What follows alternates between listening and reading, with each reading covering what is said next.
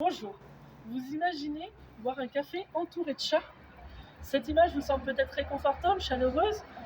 Je vous propose dans cette interview de découvrir un salon, un bar à chats, l'atelier des chats situé à Espace à Marseille, où nous allons interviewer Madame Stéphanie Cavard. Nous nous retrouvons avec Stéphanie Cavard qui est la directrice du bar à chats ainsi que la maîtresse des chats. C'est ça. Bonjour. Bonjour. Pourquoi avez-vous choisi de créer ce magnifique lieu? Alors moi, j'étais allée à Clermont-Ferrand, au bar à chats de Clermont-Ferrand, qui était un des premiers de France. J'avais bien sûr entendu parler des cafés chats qui étaient en Asie, puisque ça a commencé en Asie.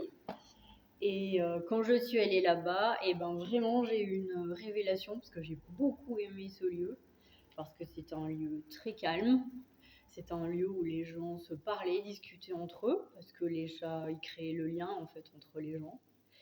Et c'était vraiment différent, une ambiance différente de tout ce qui peut exister.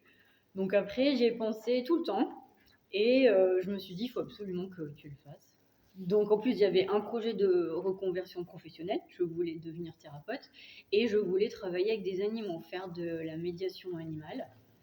Donc c'était un projet qui combinait un petit peu les deux. C'est ça qui m'a donné l'envie. Proposez-vous d'autres activités avec vos chats? Donc voilà, justement, en plus du café chat, j'ai voulu que ce soit aussi un centre de zoothérapie, donc où on peut accueillir des groupes, des maisons de retraite, des foyers d'enfants, toute personne qui est en situation de vulnérabilité. Et ça leur permet de passer un moment avec les chats. Et moi, j'ai été formée en médiation animale. Et je propose aussi donc des rendez-vous de thérapie individuelle qui sont organisés autour des chats. Et je me suis aussi formée au métier de psychanalyste. C'est une formation qui est longue, c'est un apprentissage qui est long et qui dure en plus toute la vie. Donc voilà, le bar à chat, c'est aussi un cabinet de psychanalyse. Donc, est-ce que les chats ont quelque chose de réconfortant? Oui, c'est ça, c'est le réconfort de l'animal. L'animal, il choisit pas du tout d'être thérapeute, hein, c'est sa présence en fait qui fait la différence. C'est pour ça qu'on parle de médiation animale. On parle du lien en fait qu'il y a entre le chat, le patient qui est ici et moi. En fait, le chat, il aide à libérer la parole et à se sentir mieux et en plus à dépasser la peur de la séance parce qu'on est toujours anxieux de venir en thérapie. Où avez-vous trouvé ces adorables petites boules de poils du coup? Alors, à la fin des travaux, en fait, je suis allée voir sur les réseaux sociaux. Sur les réseaux sociaux, il y a toujours beaucoup de chats qui sont en difficulté, qui ont besoin d'être récupérés parce qu'ils sont malades, parce qu'ils ont un handicap. Il y a un petit chat qui a un handicap, qui a 3 pattes. Et ça s'est fait comme ça. Il y avait Myrtille qui était dans un refuge que j'avais envie d'adopter. Donc, c'était des destins croisés. Ils sont retrouvés tous les 6 ici. Est-ce que d'autres bars à chats continuent de se créer en France? Oui, il y en a même de plus en plus. Alors, il y a aussi des fermetures, hein, malheureusement, mais en général, voilà, ça a un certain nombre d'années quand même, c'est des activités qui se maintiennent. Donc, pour ce que je sais, il y a des jeunes filles à Orange, dans la ville d'Orange, et puis il y a une personne aussi à Vienne, au sud de Lyon, qui essaye de créer un café chat. Donc, c'est toujours compliqué parce que les banques, elles prêtent peu pour les petits projets. C'est toujours pas des projets qui inspirent confiance, malheureusement. Voilà, on estime que l'avenir est pas certain ou à l'inverse, qu'on n'a pas assez de recul, alors que pourtant, ça a toujours du succès en général. Donc, Il y a peut-être des subventions particulières? non, non, malheureusement. D'accord. Avez-vous des normes d'hygiène particulières? Alors oui, donc il y a quelques règles qui sont à respecter. Il y a des lois qui existent sur quand on travaille avec des animaux. Donc une formation déjà qui est obligatoire sur les animaux de compagnie, où on apprend les règles de bien-être et d'hygiène aussi, qui concernent les animaux. Il faut absolument avoir un sas de sécurité, c'est pour ça qu'il y a 2 portes à l'entrée, ça fait partie des obligations. Et puis une cuisine fermée, puisque les chats n'ont pas le droit d'entrer dans la cuisine.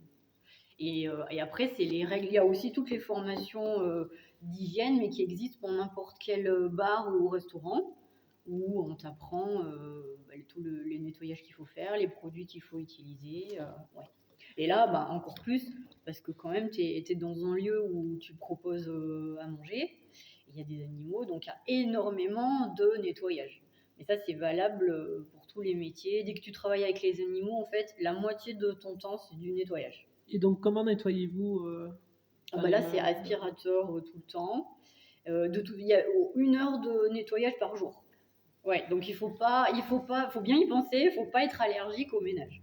Parce que vraiment, ça représente beaucoup de travail en plus par rapport à un autre établissement. Après, le chat, c'est un animal très propre pour son hygiène à lui. C'est pas comme le chien ou comme d'autres animaux, mais quand même, tous ces espaces de vie, il faut s'en occuper. Ils vivent ici? Ils restent là, oui. D'accord. Ils restent là. C'est pour ça qu'ils sont autant curieux quand les gens arrivent, qui vont vers vous en fait spontanément. Ils vont sentir si vous avez d'autres animaux, d'où est-ce que vous venez, etc. Et ça, c'est important aussi pour la thérapie, qu'ils soient très sociables, qu'ils aient l'habitude d'aller vers les gens, d'être câlinés, d'être manipulés. Est-ce que tout se passe bien entre les chats et les enfants, du coup? Oui, parce que les enfants, de toute façon, dès qu'ils font trop de bruit ou qu'ils sont trop agités, le chat s'en va. Il grimpe en hauteur. Donc l'enfant, il comprend très vite de lui-même qu'il faut qu'il parle moins fort, qu'il ne faut pas qu'il court partout.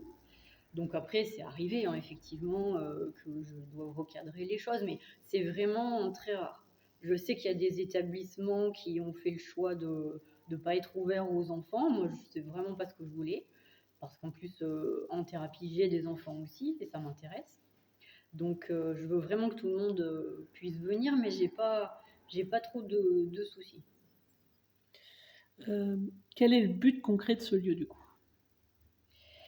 Il est double. C'était à la fois d'avoir un endroit différent, parce que il y a déjà des bars classiques. Moi, je voulais vraiment un endroit calme où il n'y a pas de musique, par exemple. On peut venir travailler, on peut venir lire. Je voulais aussi pouvoir peut-être accueillir d'autres professionnels qui viennent faire, je sais pas moi, une conférence, une réunion, ou d'autres accompagnements par rapport à ce que je fais. Vous avez eu des personnes qui prévoyaient d'ouvrir un bar à chat et qui venaient se renseigner chez vous, du coup? Oui, c'est arrivé. Oui, c'est arrivé. Ou qui m'appellent pour me demander, oui. D'accord, merci. Je vous en prie. Si vous avez aimé cette interview, n'hésitez pas à vous rendre à l'atelier des chats. Là-bas, vous trouverez un bien-être rarement perceptible dans d'autres cafés. De plus, nos amis à poil et leur maîtresse seront heureux de vous y accueillir. Merci de nous avoir écoutés et d'avoir regardé cette interview. Je vous laisse sur quelques plans de la boutique. Au revoir et à bientôt. C'était Auvergne Actu. Bon séjour.